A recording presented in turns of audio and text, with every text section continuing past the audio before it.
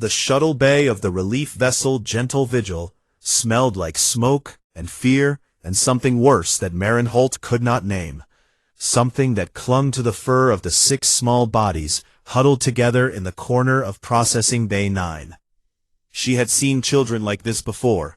On Earth after the floods in Bangladesh, on Kellis 4 after the militia burnings, on the colony ships where families arrived with nothing but the clothes melted to their skin, and every single time it hit her the same way, like a fist made of cold water punching through her ribs. The Drahari cubs were small by their species standards, the eldest maybe reaching her chest, the youngest barely up to her hip, but they were not helpless, not by any stretch of the word, because even the smallest of them had claws like curved knives and teeth that could punch through station-grade polymer, and right now, every single one of those claws was out. Situation is deteriorating in Bay 9. Station Coordinator Olivex clicked through her earpiece, his Gavari accent turning every consonant into a sharp tat. The Drahari juveniles are refusing processing, refusing food, and they have injured 2 staff members already. I am recommending sedation and stasis creche placement until a foster pride can be— No, Marin said. There was a pause on the line, the kind of pause that meant Olivex was blinking all 4 of his compound eyes in sequence, which he only did when he was annoyed. Nurse Corporal Holt, these are not human children, they are Drahari, and without an adult of their species to anchor them, they will— I know what they will do, Marin said, already walking toward the bay. They will tear each other apart. I read the file. I know. That is exactly why you are not putting them in a box. She cut the channel before he could answer. The scene inside Bay 9 was exactly as bad as she expected.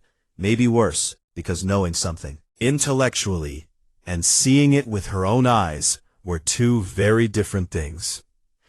The eldest cub, a male with a dark copper mane just beginning to grow along his jawline, was standing over a smaller male with his claws wet and red, his chest heaving, his golden eyes wild with something that was not anger, but was wearing anger like a mask. And underneath it was grief so raw it made Marin's stomach turn. The smaller male was bleeding from a slash across his muzzle, not deep, but not shallow either. And his twin sister was crouched beside him, snarling at the eldest, with her hackles raised and her tail lashing. And behind them, a tiny female cub was crying in hiccuping wails, while clinging to the leg of another female, who stood very still and watched everything with eyes that missed nothing. And in the far corner, pressed into the smallest space he could find, behind a supply crate, was the youngest, a male so small his mane had not even started. And he was not crying, not snarling. He was not doing anything at all. He was just sitting there with his eyes open and his mouth closed, and something inside him turned off like a light. 6 cubs, all that remained of Pride Korath, pulled from a collapsed shelter on the burning surface of Drahar, and they were destroying each other, because that was what Drahari cubs did when the world ended and no elders stood above them to say stop. Marin understood the problem, because she had spent the last 6 hours reading everything the Union database had on Drahari social structure instead of sleeping, and what she learned was this. Drahari organized themselves into prides, and every pride had roles, and the highest role was guardian, the one who stood between the pride and danger, and when an elder died, the cubs would fight to claim that role, because in their instinct and their culture, the guardian was survival itself. These 6 cubs were not fighting because they were violent, because every single one of them was terrified, and the only way they knew to deal with terror was to become the protector. Because if you were the guardian, then you had purpose, and purpose meant you were not just a child standing in the ashes of everything you ever loved. Marin stepped into the bay. The eldest cub spun on her immediately, his bloody claws up, a growl rolling out of his throat that she felt in her teeth, and every other cub went rigid, because here was a stranger, and stranger meant threat. Marin did not stop walking. She walked right between the eldest and the bleeding twin, right into the space where claws could reach her, right into the kill zone that every xenobiology textbook said a human should never enter with an agitated juvenile Drahari. And she stopped there. She did not raise her hands. She did not crouch. She did not make herself smaller or larger. She just stood there, a human woman with no claws and no fangs and no mane. Armor. Standing in the middle of 6 terrified predator children, like it was the most natural thing in the world. The eldest cub stared at her. His growl faltered, because something in his bones, something deeper than language and older than culture, recognized what Marin was doing. She was standing in the guardian position between the wounded and the threat, and she was not afraid, or if she was afraid, she did not let it change anything about the way she held her ground. "My name is Marin," she said, and her voice was calm and warm and did not shake even a little. "I'm going to help your brother with that cut on his face, and then I'm going to get all of you fed. And then I'm going to find you a place to sleep that is not a processing bay. And nobody is going to put you in a box, not while I am here." The eldest cub did not move, his claws still out, his breath still rough. But the growl had stopped. Marin knelt beside the bleeding twin and opened her medkit, and her hands were steady as she cleaned the wound and applied the sealant strip, and the twin watched her with wide amber eyes and did not flinch. And his sister stopped snarling and just watched too. The tiny crying female crept closer, then closer still, and then she pressed herself against Marin's side like a small warm furnace and sobbed into her uniform. Marin put one arm around her and kept working with the other hand. When she was done, she looked up at the eldest cub, who had not moved, who was watching her with an expression she could not quite read, but that contained somewhere inside it the first fragile splinter of something that might one day become trust. "You are not in trouble," she told him, "but tomorrow we are going to figure this out, all of us, together." She stood, lifted the tiny female onto her hip like she weighed nothing, and walked toward the door. "Follow me," she said, without looking back. Followed. All of them. Even the silent one in the corner, who uncurled from behind his crate and padded after them on bare feet. And if Marin heard him behind her, she gave no sign, but she slowed her pace just enough that his small legs could keep up. Rin, the eldest, walked last, and he watched the human woman carry Kessie on her hip and lead his broken pride through the corridors of an alien ship, and he did not understand her, not at all. She had no claws, no fangs, no mane, no pride markings, nothing that said she had any right to stand where she had stood. But she had stood there anyway, and something about that, something old and deep and nameless, made him follow. The morning started with blood again. Marin heard the snarling before she even reached the door of the quarters she had claimed for the cubs. A repurposed cargo hold on Deck 7 that she had filled with cots and blankets and a portable heater, because Drahari children ran cold when they were stressed, and these children were as stressed as any living thing could be. She opened the door and found exactly what she expected. Rin was standing in the center of the room, with his mane bristling and his claws half extended. And across from him, Essa stood perfectly still, with her chin raised in what the cultural files called the posture of challenge, a stance that said, "I do not accept your authority, and I am ready to prove it." The twins, Tor and Vali, were pressed against the far wall, Tor growling low and steady, and Vali with her claws out and her ears flat, and little Kessie was crying again, tucked into a ball on her cot, with her paws over her head, exactly where he had been all night, silent and still and staring at nothing from his corner. The argument was the same one as yesterday, and the day before, and every day since their world burned. Who is the guardian?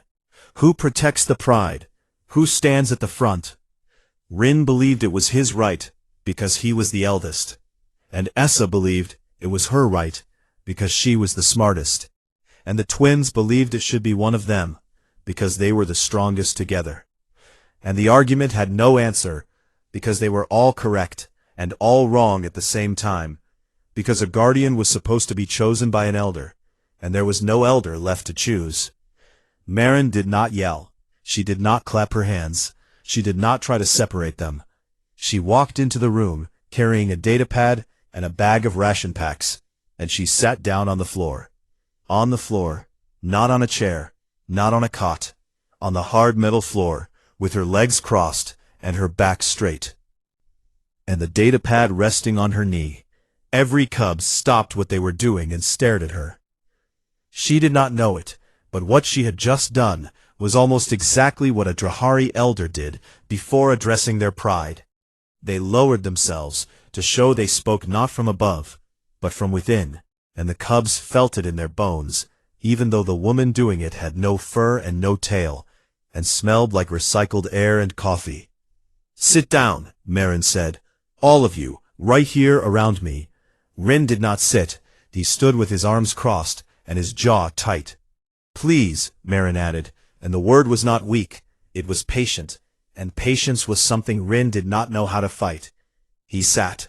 They all sat, even Den, who crawled out of his corner and settled at the edge of the circle like a small ghost. Marin looked at each of them one by one, and she took her time, and she let them see that she was really looking, not glancing, not scanning, but seeing them as individual creatures with individual hearts. "You are all fighting over one job," she said. "Guardian, the one who protects. I understand why. It is the most important role in a pride, and all of you want to be the one who keeps the others safe. That makes sense. That is not stupid. That is love wearing armor." Rin blinked, his expression shifting just a fraction. "But here is what I think you have forgotten," Marin continued. "A pride does not survive on one job. A pride is not one person standing at the door. A pride is everyone doing what they do best, so that the whole family is stronger than any one member could be alone." She held up the datapad. "I have been reading about your people, about how prides work, and I am not Drahari, and I will get things wrong, and you can correct me when I do, but I know this much. A pride has many roles, and every role matters, and I think the reason you are fighting is not because you are bad or broken, but because nobody has given you your roles yet." She looked at Rin first. "Rin, you want to guard? So guard. From now on you are the sentinel. Every morning and every evening you check this room and the corridor outside with this scanner." She pulled a handheld security scanner from her bag and held it out to him. "You learn the patrol routine. You check the vents, the locks, the seals. You make sure this space is safe for your pride. This is your duty, and it is real, and it matters." Rin stared at the scanner like it was made of gold, because it was not a toy. It was a real tool, the same kind the station security officers carried, and Marin was not pretending. She was giving him a real job. He took it without a word. "Essa," Marin turned to the second eldest, who watched her with those sharp, quiet eyes. "You remember everything. I have seen it. You remember names and numbers and the layout of corridors after walking them once. So you are the keeper of words. Your job is to write down everything this pride needs to remember. Your parents' names, your grandparents' names, the stories you were told, the songs you know, the prayers, the recipes, the jokes, everything. Because a pride that forgets its dead has no future, and you are the one who will make sure Pride Korath is never forgotten." Something moved in Essa's face, something deep and trembling, and she nodded once, sharp and precise. "Tor," Marin looked at the bigger twin, the one with the slash on his muzzle now sealed with a neat strip of medical adhesive. "You are strong, and you are restless, and you need to move. So you are the provider. Every day you go to the galley supply line with me, and you learn the inventory system. And you carry ration crates back for your pride. You learn what everyone eats, and how much, and you make sure nobody goes hungry. This is not a small thing. This is the thing that keeps a family alive." Tor's tail twitched, not in agitation, but in something that looked more like determination, almost like excitement. The first positive emotion Marin had seen from him. Vali. She turned to Tor's twin, the female who had been snarling with her claws out 30 seconds before Marin sat down. I watched you last night when you thought nobody was looking. You checked Tor's wound 3 times. You smoothed Kessie's fur when she was sleeping. Your claws are sharp, but your hands are gentle when you let them be. You are the mender.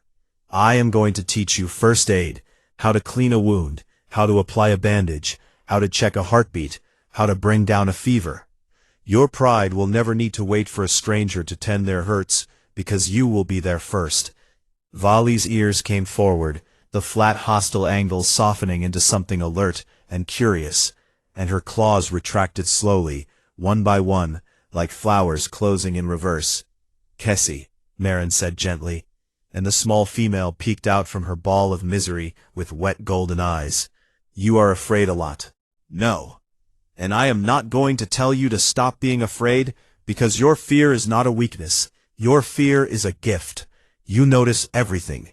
You heard me coming down the corridor this morning before anyone else did. You smelled the ration packs in my bag before I opened it. You are the watcher. Your job is to be the eyes and ears of this pride.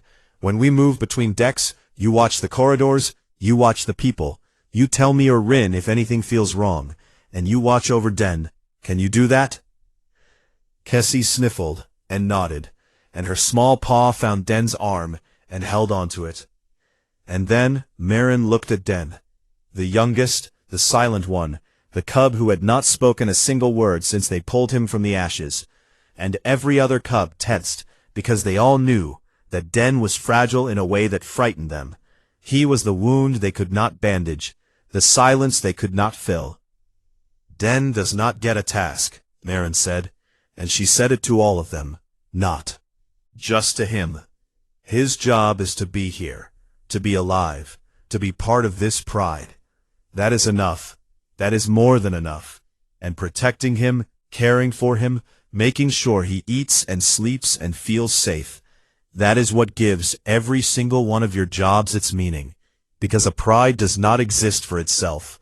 A pride exists for its most vulnerable member. And right now, that is Den, and that is not his shame. That is his gift to you. He is the reason your roles matter. Silence filled the room. Not the hostile silence of before, not the silence of challenge and dominance, but something different.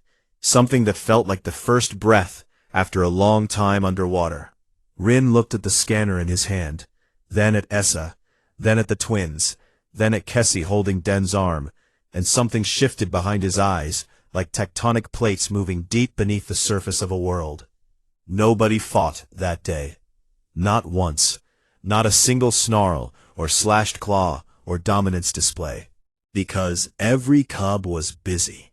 Rin checking the room with his scanner, and learning what each reading meant. Essa sitting cross-legged with a datapad, whispering names and stories into the recorder. Tor hauling ration crates down the corridor with his chest puffed out and his tail high. Vali carefully practicing how to wrap a bandage around Marin's wrist. Kessie stationed by the door with her ears swiveling and her eyes sharp. And Den sat in the middle of all of it, still quiet, still small, but for the first time not alone, because the pride moved around him like water around a stone, and the stone was the center of the river. That evening, Olivex found Marin in the corridor, and his compound eyes were doing something she had never seen before. Each one focused on a different point, like he was trying to process 4 realities at once. "What technique did you use?" he asked, his clicks sharp with disbelief. "What Drahari leadership methodology? I need to document this for the cultural integration files." Marin looked at him and shrugged. "It is not Drahari," she said. "It is parenting." And she walked away to check on her cubs. The days that followed were not easy, and Marin never expected them to be, because she knew from every broken child she had ever held that healing was not a straight line. It was a jagged, ugly path, full of setbacks and explosions, and moments where everything seemed to collapse back to the beginning. But it was also full of small miracles, and she learned to watch for those. The first test came on the 4th day, when Marin arrived for the routine medical check that the Union required for all refugee miners. A simple scan, a vaccine booster, nothing painful, nothing frightening. But when she opened the door, Rin was standing in front of it, with his scanner in one hand, and his claws half extended, and his copper mane bristling along his jaw. "No," he said. Marin stopped, and looked at him, and waited. "You are not scanning Den," Rin said, and his voice was steady, but his tail was lashing, which meant he was not as confident as he sounded. "He doesn't like strangers touching him. He does not like the sound the scanner makes. You are not doing it." Marin could have pulled rank. She could have called security. She could have reminded Rin that she was the adult, and he was the child, and the Union required this, and that was that. Instead, she set down her medkit and sat on the floor in front of the door he was blocking, and she looked up at him. "You are right that he does not like it," she said, "and you are right that it scares him, and I am glad you are watching out for him, because that is exactly what a sentinel does. But Rin, there is a respiratory virus moving through the refugee decks right now, and Den is the smallest, and his lungs are the weakest, and if he catches it without the vaccine booster, he could get very sick." Rin's jaw tightened. "You can stop me," Marin said, and she meant it. He was bigger than her, and his claws could open her arm to the bone, and they both knew it. "You are stronger than I am. This, and you know he does. So I am asking you, what does a sentinel do? Does he guard his pride from help?" The silence lasted 5 heartbeats. Marin counted them, because her heart was beating hard, even though her face showed nothing. And then Rin stepped aside and retracted his claws, and said, "I will hold him while you do it. He is less afraid when I hold him." "That is a good idea," Marin said, and she meant that too. Rin held Den in his lap, and Den pressed his face into Rin's mane, and Marin gave the injection so gently that Den barely flinched. And when it was done, Rin looked at Marin with an expression that was not gratitude exactly, but was something close to it. Something that said, "You did not make me feel small for trying to protect him." The second test came at night, 3 days later, and it came from Essa. Marin was doing her final check of the corridors when she heard a sound from inside the quarters that made her stop, a low, broken keening that pressed Marin away. Drahari made when grief became too heavy to carry in silence. And she opened the door quietly and found Essa sitting on her cot in the dark, with the datapad in her lap, and tears running down her face in silver lines. "I cannot remember it," Essa whispered when she saw Marin, and her voice was thin and cracked. "My mother sang a song to us every night before sleep, every night for my entire life. And I cannot remember the words. I can remember the melody, some of it, fragments, but the words are gone. She is gone, and the words are gone with her, and I was supposed to be the one who remembers." Marin sat on the cot beside her, and did not speak for a long time. She just sat there, close enough that Essa could feel her warmth, and she waited, because sometimes the worst thing you could do for a grieving child was try to fix the grief. After a while, Essa leaned against her, and Marin put her arm around the cub's narrow shoulders, and felt the shaking that came from somewhere deep inside. "Can you hum what you remember?" Marin asked quietly. Essa hummed, and it was broken and incomplete, just fragments of a melody that rose and fell like something half-drowned trying to surface. And it was one of the most beautiful and terrible things Marin had ever heard.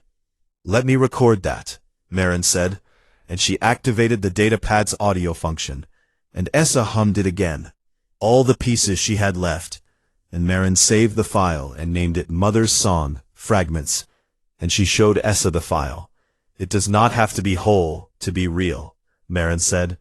"What you remember is enough. It is more than enough. It is proof that she existed and that she loved you, and that some things survive even fire." Essa cried harder after that, but it was a different kind of crying, not the desperate keening of before, but something that sounded almost like relief, like a door opening in a room that had been sealed shut. The third test was Tor, and it was a Pelix cargo handler on the supply deck, made the mistake of calling the Drahari cubs feral strays within earshot of Tor, while the boy was hauling his daily ration crates, and Tor dropped the crate and spun on the Pelix, with his claws out and his fangs bared, and a sound coming from his chest that was not a growl, but a roar, a real roar, the kind that adult Drahari used before a kill. Marin got there before blood was drawn, barely, and she stepped between Tor and the Pelix, the same way she had stepped between Rin and the wounded twin on the first day. And Tor pulled up short, because by now he knew what it meant when Marin put herself in the middle. Later, alone in the corridor, she did not tell Tor he was wrong. "Your anger was correct," she said. "That word, strays, is an insult to your people, and you had every right to feel rage. But Tor, listen to me. A provider protects his pride best by being present, by being free. If you had hurt that man, they would have put you in a holding cell, and your pride would have gone hungry tonight. Because you are the one who brings the food. Your job is not just strength. Your job is showing up every single day." Tor's claws retracted slowly, and his breathing steadied, and he picked up the ration crate he had dropped and carried it back to the quarters without another word. But he walked a little taller than before, because Marin had not told him his anger was bad. She had told him his anger was real and valid, and that he mattered too much to waste it on someone who did not deserve the honor of his claws. The fourth test was quiet and small, and it was Volley's. Kessie caught her arm on a sharp panel edge in the corridor, and yelped, a thin line of red appearing on her golden fur. And before Marin could even reach for her medkit, Volley was there, kneeling beside Kessie with her own kit open. Volley's hands were shaking. Marin could see it, the tremor running through fingers that were built for tearing, but were trying so hard to be gentle. And Marin watched without moving, without offering help, without stepping in. Because some things a child had to do on their own, to believe they could do them at all. Volley cleaned the wound with antiseptic, and applied the sealant strip, and it was not perfect. It was slightly crooked, and she used more adhesive than necessary. But it was done, and it held, and Kessie had stopped crying by the end. Volley looked up at Marin with wide amber eyes, and Marin nodded once. "Good work, Mender," she said, and Volley's whole body changed. Her shoulders dropped from their tense hunch, and her ears came forward, and her tail curled once, in a way that Marin had learned meant pride. The emotion, not the family. Or maybe both at the same time. The fifth test was Kessie, and it saved lives. Marin was woken at 2 in the morning by a small paw shaking her arm, and she opened her eyes to find Kessie standing over her, with her ears trembling, and her nose working, and her eyes wide with that particular expression of fear that Marin had learned to take very seriously. "Something is wrong with the air," Kessie whispered. "It smells different. It smells sharp, like metal, and burning, near the vent behind Den's cot." Marin called engineering immediately, no hesitation, and 20 minutes later, a repair team confirmed a microfracture in the ventilation conduit that was leaking trace amounts of coolant gas. Not enough to trigger the station alarms yet, but enough that in another hour it would have reached dangerous concentrations in the Cub's small sealed room. Kessie's nose had caught what the sensors had not. Marin found Kessie afterward, and knelt in front of her, and held her small paws and said, "You saved your pride tonight. Do you understand that? Your fear is not a weakness, Kessie. Your fear is the sharpest tool in this room. You sense what everyone else misses, and that is a gift." Kessie's trembling stopped, for the first time since Marin had known her. And then there was the sixth test, the one Marin was not ready for. Den, the youngest, the silent one, who had not spoken a full sentence since the fire that took his world, tugged on Marin's sleeve while she was reading in the common area. She looked down, and he was standing there looking up at her with those huge dark eyes, and his small mouth moved, and he said in a voice like a whisper made of dust, "Are you our elder now?" Marin's chest seized, because she understood the weight of that question in Drahari culture. An elder was not a babysitter.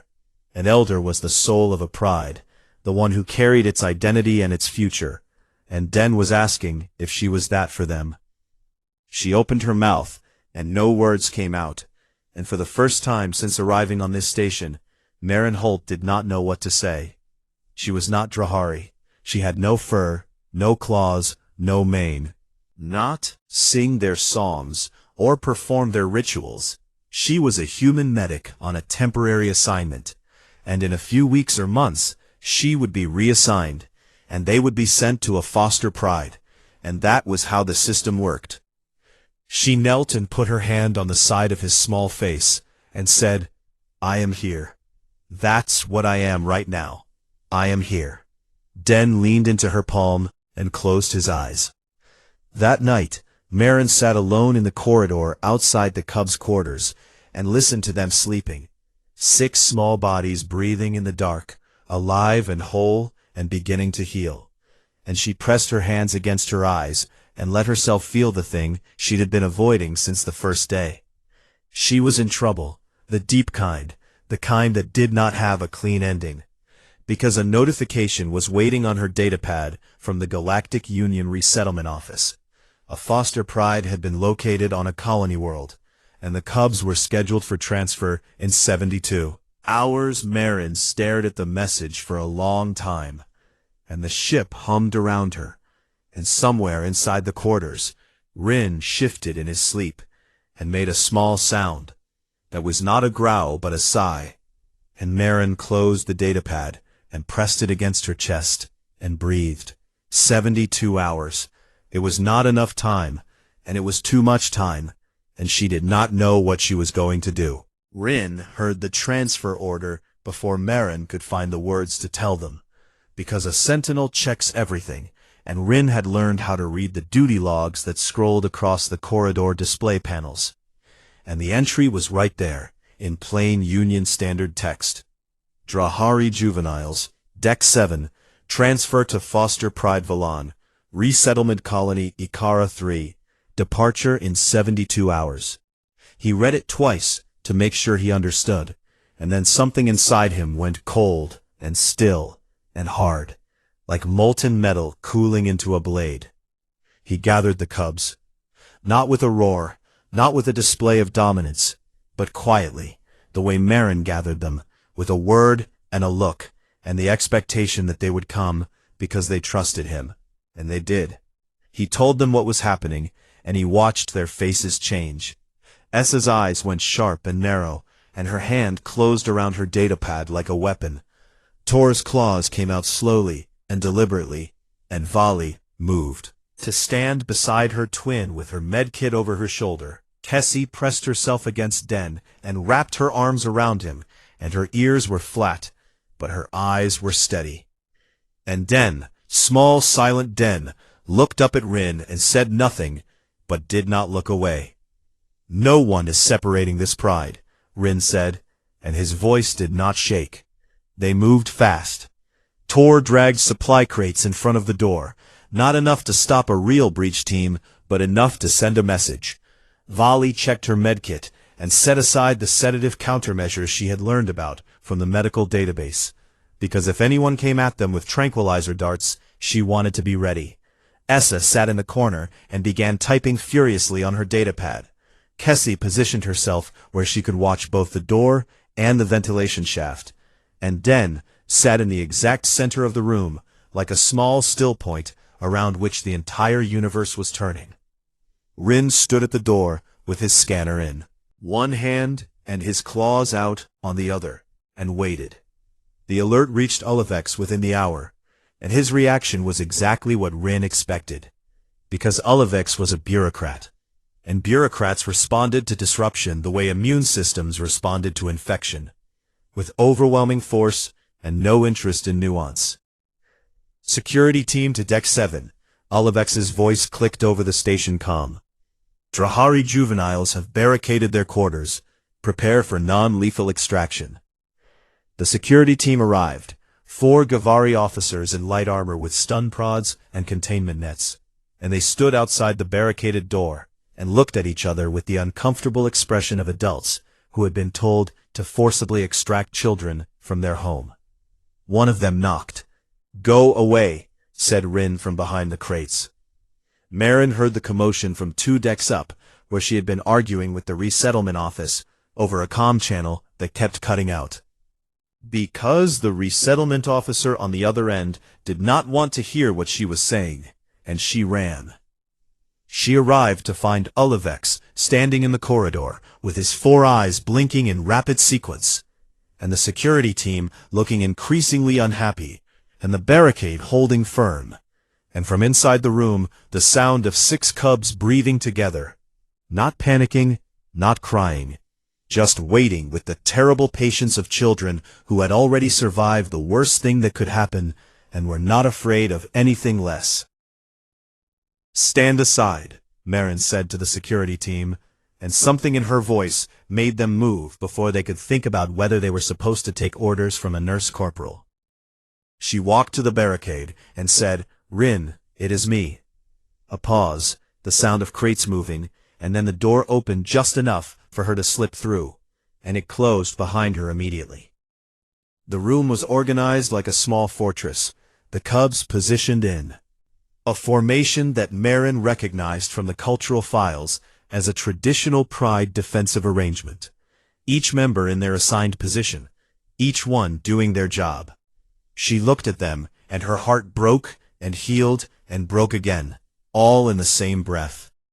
"Tell me," she said, and she sat down on the floor because that was what she did when things were serious. She came down to their level, and she listened. Rin spoke first, and his voice cracked halfway through like a dam giving way, and what came out was not the cold, controlled speech of a sentinel, but the raw, terrified words of a 13-year-old boy who had lost everything and was about to lose the only thing he had managed to build from the wreckage. "The foster pride is Velon," he said. "They are from the southern continent. They do not speak our dialect. They do not know our prayers. They do not sing the way we sing.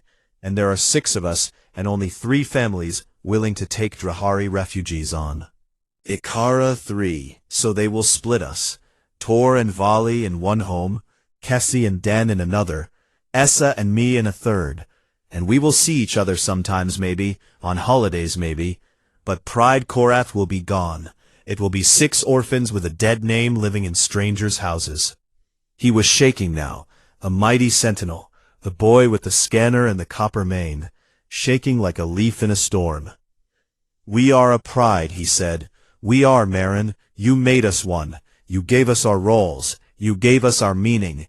And they want to take it apart because they have a form that says we are too young and too small, and there is no elder to sign the documents." Marin looked at him, and at Essa, who was crying silently, and at Tor, whose claws were out not in anger, but in desperation, and at Vali, who was gripping her medkit like a lifeline, and at Kessie, who was wrapped around Den like a shield, and at Den, who was watching Marin with those huge dark eyes that had asked her a question she never answered. She stood up. "Stay here," she said. "All of you, together. Do not move, and do not open this door for anyone except me." She walked out. Olivex started to speak, and Marin held up one hand and he stopped, not because she had authority over him, but because there was something in her face that made even a senior Gavari bureaucrat hesitate, something that was not anger and not desperation, but was both of those things pressed together and forged into something harder. "Get me the cultural liaison," she said, "and get me access to a legal terminal, now." What followed over the next 4 hours was not a battle in any way that the galaxy's warrior species would recognize. There were no weapons, and no blood, and no roaring, but it was a fight nonetheless, and it was a kind of fight that humans had been perfecting for 10,000 years. Marin sat at the legal terminal, and she pulled up the Union Refugee Convention, and she read every single article. And she found Article 7, the right of refugee minors to cultural continuity. And she grabbed it like a weapon. She contacted the cultural liaison, a well-meaning Pelori named Sethan, who had never had anyone challenge a transfer order before. And she presented her case. Pride Korath is not a collection of orphans to be distributed, she said, and her voice was calm and clear and precise, in the way of someone who has spent a career filling out forms and knows exactly which words go in which boxes. Pride Korath is a living cultural unit with intact traditions, intact roles, intact identity. ESSA has documented their family records, their songs, their prayers, their lineage going back 12 generations. This is not administrative data. This is the living memory of a people, and you are proposing to scatter it across 3 households where none of these traditions will survive. Sethan blinked his large dark eyes and said that he understood her concern, but that recognized prides required adult leadership, and these children have a functional pride structure, Marin said, and she pulled up the data. Health metrics improving across the board, 0 violent incidents in 14 days. Kessie's detection of the ventilation leak. Tor's integration into the supply chain. Volley's successful first aid certifications. ESSA's cultural archive now containing over 200 entries. Rin's security logs showing consistent twice-daily patrols. They are not pretending to be a pride, Marin said. They are a pride. They function as a pride. They support each other as a pride. And dissolving them is not resettlement, it is cultural erasure. And Article 7 of the convention you signed prohibits exactly that. Sethan was quiet for a long time. Olivex, who had been listening from the doorway, said nothing, but he returned to his office and quietly amended his official assessment of the Drahari juveniles from non-cooperative recommend accelerated processing to functional cultural unit recommend preservation of group integrity. He did not tell Marin he had done this, and she did not find out until much later. The case was escalated to a union adjudicator, which meant more waiting, more forms, more arguments made in precise legal language over channels that crackled with distance.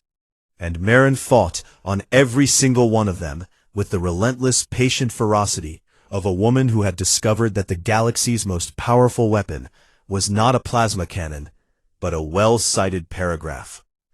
Inside the barricaded room, the cubs waited. Marin came back to them when the last argument had been filed, and the last form had been submitted, and there was nothing left to do but wait for an answer. And she sat on the floor with them and said, "I have done everything I can."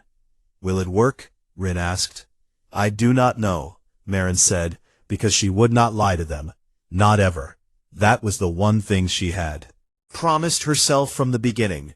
Den climbed into her lap. He was small and warm, and his fur smelled like the station soap that Volley had used to wash him that morning, and his small claws curled into Marin's uniform, not to hurt, but to hold on, and Marin wrapped her arms around him and held him against her chest and felt his heartbeat against hers. Rin watched them, and his face did something complicated, layers of hardness cracking and falling away one by one, like old plaster off a wall. And underneath was not weakness. Underneath was a boy, just a boy, 13 years old, with a dead family and a new pride, and a human woman who had fought the entire bureaucratic machinery of the Galactic Union for him without raising a single claw. He sat down beside Marin and leaned against her shoulder and closed his eyes. One by one the others came too, Essa on her other side, the twins at her feet, Cassie tucked in wherever she could fit, and Den in her lap still, holding on. Marin sat in the middle of them and breathed and waited and did not sleep, because someone had to stay awake, and someone had to be ready, and that someone was her. It had always been her, from the first moment she stepped between a boy and his bleeding brother in Processing Bay 9. She was not their elder. She was not Drahari. She did not know their songs or their prayers, or the proper way to braid a mane. But she was here, and she was not leaving, and sometimes, Marin thought, sometimes that was enough. The answer came on a Tuesday, which Marin always thought was a strange day for a life to change. Not a Monday, which felt like a beginning, or a Friday, which felt like an ending, but a Tuesday, which felt like nothing at all, until it suddenly felt like everything. The Union Adjudicator's ruling arrived as a text document on Marin's datapad at 6 in the morning, while the cubs were still sleeping. 6 small bodies arranged around her, in the pattern they had adopted over the past weeks. A circle with Den at the center, and everyone else facing outward, the shape of a pride at rest. Marin read the ruling 3 times. The adjudicator, a Cathori judge named Vashan, who had spent 40 years interpreting refugee law and had seen every possible configuration of grief and survival, had ruled in favor of recognizing Pride Korath as a self-sustaining cultural unit, the youngest recognized pride in Drahari history, with full protections under Article 7 of the Union Refugee. They would not be separated. They would be resettled together on Ikara 3, with cultural support resources and a Drahari mentor assigned to visit quarterly, and a housing allocation designed for a full pride unit. Not 3 scattered foster placements, but one home, their home, together. Marin set down the datapad and pressed her hands over her mouth, and breathed through her fingers, and did not make a sound, because the cubs were sleeping, and she did not want to wake them with whatever noise was trying to come out of her. But the ruling had a second paragraph, and the second paragraph was the one that changed everything. A recognized pride required a registered elder or guardian advocate, an adult legally responsible for the unit's welfare, cultural continuity, and developmental oversight. Without one, the recognition was symbolic, a piece of paper with no teeth, and the cubs would still be absorbed into the foster system, because a pride without an elder was not a pride at all under Union law. Marin read that paragraph a 4th time and a 5th time, and then she closed her eyes and sat in the dark, behind her eyelids, and felt the weight of what it meant settle onto her shoulders like a coat made of stone. She knew what she had to do. She had known since Den asked her if she was their elder. Maybe she had known since the first night when she stood between Rin and his bleeding brother, and felt something ancient and irrevocable click into place inside her chest. She opened the legal database and searched for the form, and found it buried in a subsection of the Union Refugee Act. Cross-Species Guardian Advocate Provision, Form 77 CGA. A document that existed because the galaxy was vast and strange, and sometimes the person who stood up for a child was not the same species as that child. And the form had been used exactly 4 times in galactic history, and every single time it had been filed by a human. She filled it out. Name, Marin Elise Holt. Species, human. Homeworld, Earth. Current assignment, Nurse Corporal, Union Relief Vessel Gentle Vigil. Relationship to minors, Guardian Advocate. Cultural Unit Designation, Pride Korath. The cultural liaison Sethan contacted her within the hour, his large eyes soft with something that might have been admiration, or might have been concern. "You understand what this means," he said, and it was not a question, but Marin answered it anyway. "I relocate to Ikara 3, I leave my posting, I leave my career track, I leave my assignment rotation. I become legally responsible for 6 Drahari children until they reach maturity, which according to the developmental charts, is somewhere between 15 and 20 standard years from now." "Yes," Sethan said. "And I will be the only human on a Drahari resettlement colony. Yes, and I will need to learn their language, and their customs, and their prayers, and their songs, and I will get things wrong constantly, and I will never be able to growl or extend claws, or grow a mane," Sethan said a 3rd time, and now his voice was very gentle. "Marin, this will change your life." Marin thought about her life, the postings and the transfers, and the temporary quarters, and the relief vessels, and the endless parade of broken places and broken people that she patched up and sent onward, while she moved to the next assignment. And she thought about the quarters on Deck 7, where 6 cubs slept in a circle, with the youngest at the center. and she thought about Rin's face when she gave him the scanner. Essa's voice humming fragments of a dead mother's song. Tor walking tall with a ration crate on his shoulder. Vali's hands learning gentleness. Kessie's sharp eyes finding danger in the dark. Den's small voice asking a question that deserved an answer. "Give me the signature line," she said. Cubs found out that afternoon, because Marin believed in telling them things directly and not making them wait for news that shaped their futures. And she sat on the floor the way she always did, and she told them, "The Union has recognized Pride Korath," she said. "You will not be separated. You are going to Ikara 3 together. All 6 of you, one home, one pride." The sound that came from the cubs was not a cheer. It was something deeper, a low harmonic rumble that came from their chests and vibrated in the air. And Marin recognized it from the cultural files as the Drahari sound of unity, the sound a pride makes when it is whole. And then Rin said, "Who is the elder? Someone has to sign as elder, or it does not count." Marin looked at him, and at all of them, and she said, "I signed it. I filed the guardian advocate form. It means I am coming with you, if you will have me." Silence. The kind of silence that is not empty, but is so full, it cannot find room for. Essie spoke first, her voice shaking. "You are leaving your people for us." "I am not leaving anyone," Marin said. "I am going home with my pride." Den climbed into her lap for the last time on that station, and this time he did not just hold on. He pressed his face against her collarbone and made a sound, a small, rough, broken sound that Marin did not recognize from any file or database. And Kessie started crying, and Vali started crying, and Tor turned away so nobody could see his face, and Essa gripped her datapad so hard her claws left marks in the casing. Rin did not cry, but he knelt in front of Marin and lowered his head until his forehead touched her knee. And Marin knew from the files that this was the deepest gesture of respect in Drahari culture, the acknowledgement of an elder, the surrender not of weakness, but of trust. She put her hand on his copper mane, and held it there, and felt him breathe.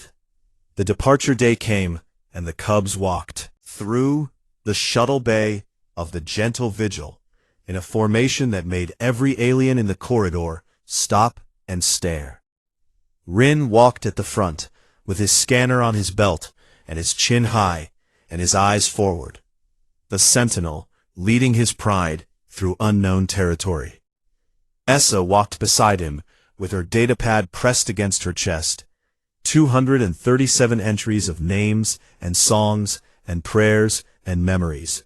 The entire history of Pride Korath, saved from the fire by a girl who refused to forget. Tor carried a supply crate on his shoulder, provisions for the journey, because the provider provides, and that is what he does, and he does it without being asked. Vali walked with her medkit slung across her back, her hands steady, her ears forward, ready for whatever came next, because the mender does not wait for wounds, she walks toward them.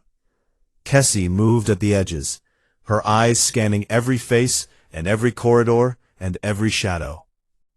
The sharpest gift a pride could ask for, and Den walked in the middle, held on one side by Kessie and on the other by Marin, the heart of the pride, the small quiet boy whose only job was to be alive and to be loved and to give everyone else a reason to do theirs. Marin walked with them, among them, a human woman with no claws and no fangs and no mane, wearing a medic's uniform and carrying a datapad with a signed form that said she belonged to them and they belonged to her, not by blood, not by species, but by choice. Other species watched them pass through the shuttle bay. A Javari diplomat leaned toward a colleague and whispered, "What is she to them?" A Drahari resettlement officer stood near the shuttle gate, an old male with a scarred face and a gray mane and eyes that had seen his civilization burn. And he watched Marin walk with the cubs, and he saw the way they moved around her, not as followers, not as dependents, but as a family. A real family, pride in every sense of the word. He heard the Givari's question, and he answered it without looking away from Marin. "She is what humans are," he said, and his old voice was rough and quiet, and full of something that the Givari did not have a word for, but that the Drahari called Korith Ven, which meant the love that builds a house from ashes. She looked at broken children, and she did not see a problem to be managed. She saw a pride waiting to be forged. At the shuttle door, Rin stopped and turned and looked back at the station one last time. The corridors where he had bled and fought and grieved and learned. The place where his pride had died and been reborn.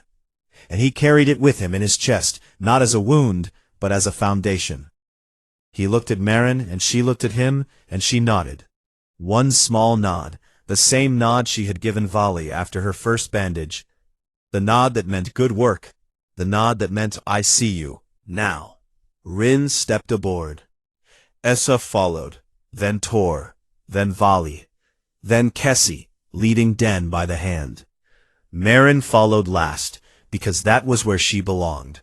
Not at the front, not above, but behind them, watching over them, the quiet, steady presence at their backs that said, I am here, and I am not leaving, and you are not alone. The shuttle door closed. The shuttle lifted. And somewhere in the vast quiet of space, between a burned world and a new one, Essa opened her datapad and began a new entry, the first entry of the new chapter, and her claws moved across the screen in careful, precise strokes. Pride Korath was broken on the day our world burned. We were 6 cubs with no elder, and no home, and no name that anyone honored. And we tore at each other because that was all we knew. And then a human came, a woman with no claws and no mane, and no reason to stay. And she did not save us the way the stories say heroes save people. She did not carry us, or fight for us, or stand above us. She sat on the floor, and she gave us each a task, and she said, your job matters, and she meant it. She made Rin the sentinel, and he found his courage. She made me the keeper, and I found my purpose. She made Tor the provider, and he found his strength. She made Vali the mender, and she found her gentleness. She made Kessie the watcher, and she found her gift. And she looked at Den and said his job was to be alive and to be loved, and that was enough. The histories will say we were saved by the Galactic Union, and their resettlement program, and their Article 7, and their forms. The histories are wrong. We were saved because a human looked at 6 lost cubs and said, you are not a problem, you are a pride. And then she made it true. Essa saved the file, and closed the datapad, and looked out the shuttle window at the stars, and beside her, Marin sat with Den asleep in her lap, and Kessie curled against her side, and Rin's head on her shoulder. The stars streamed past like bright seeds thrown across dark soil. And Pride Korath went home.